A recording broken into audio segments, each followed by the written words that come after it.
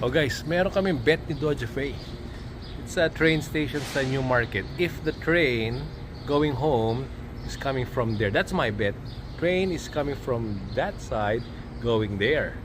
Doja Faye says that it's coming from that side Going here. going there. So let's see who wins the bet. It's due, the train is due now. So where's the train? Have a look. No train yet.